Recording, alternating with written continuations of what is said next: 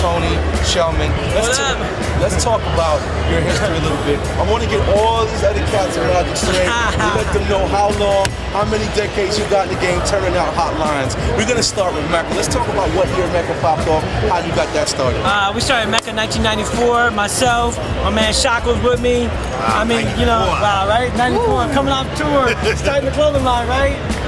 So we started Mecca. The way we came about it was, I was on vacation, I came back, I called Chaka up and said, we gotta do something.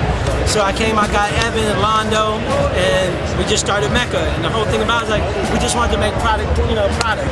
That's what we didn't care about a brand, we just wanted to make clothes. I'll tell you, what I can remember about Mecca is that green shirt with the black stripe, with the white writing on it that said Mecca. That was my favorite joint. I had wore one so much that I had to buy another one of the same one because I tore that shirt down. Well, the cool thing about that shirt is that shirt was inspired by Chaka, because we were doing soccer jerseys, and Chaka was like, Nigeria is a Cinderella team in the World Cup at that time. And that was the Nigerian colors, so that's why we make that soccer jersey. And that shirt. So Chaka put me up to that. He was like, yo, Tone, Nigeria, those colors, they're the Cinderella team for the World Cup. Boom, that's how that got in. And how long did Mecca last? Mecca lasted, Mecca's still going. Mecca's still going. We rocked it for 3 years. We did it for 3 years until, we opted out of our part, which was great. And then, we took 6 months off, chilled, hung out, and we were like, I gotta get back to work. Let's talk about Nietzsche a little bit. How did that pop off? So we were chilling. We didn't, we kind of did good, made a lot of money from the Mecca thing, so we didn't have to work as much. So we were kind of cool like that, and then we kind of got bored out of our minds. Evan was like, let's do something else. And then we went shopping. We actually went to the Super Show in Atlanta and started shopping a concept to all the brands, Nike, Adidas, Reebok, Fila, all these different companies. And they were coming at us, and we were just like, okay, who wants to get down? So the Fila people were like, hey, why don't you come and work something out for us and design something for us? I was like, I can design your stuff for you, but we need to come up with our own joint. And that's when we started coming up with, that's when we came up with Nietzsche. And they were like, let's get down with a Nietzsche. And they're like, okay. And y'all just like, what I have to say about a Nietzsche touched a couple of different sensibilities. Like the people who I saw wearing that brand, you saw urban cats wearing that brand, jiggy cats wearing that brand. Cats that really wouldn't wear hip hop clothes was rocking a Nietzsche. It was a clean, like at that time to me, it was the cleanest brand.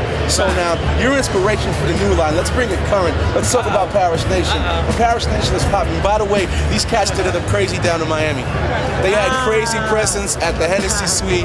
Any NFL cat that was down in Miami was banging some Parish Nation. They had the big and tall shit on lock.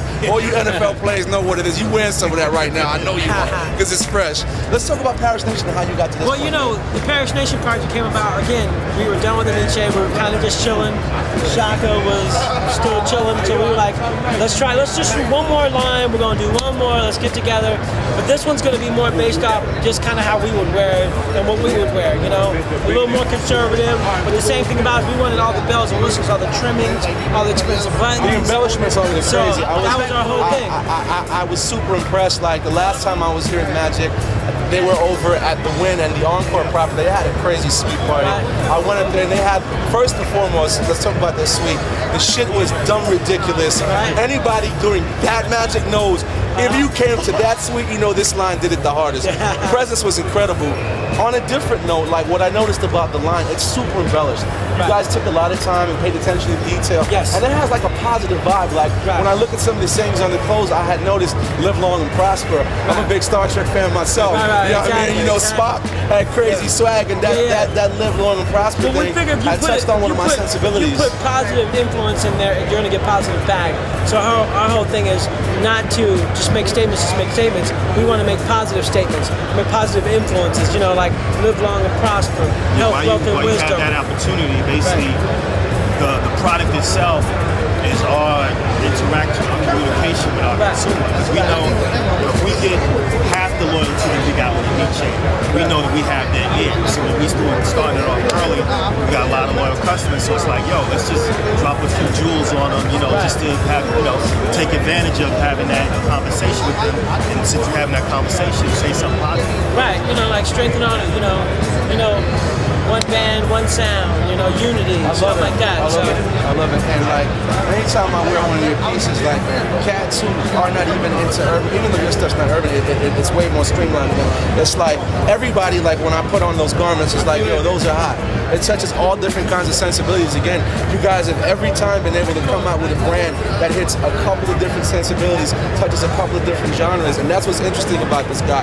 We at the HipRock Authority booth with fashion legends, brother. Tony and Chaka, that's what it is. One. Big up to HipRock Authority. Come and get it, Tony Shellmen, Chaka Wilson coming at you live. You see it. What, baby? Famo. Yes, sir.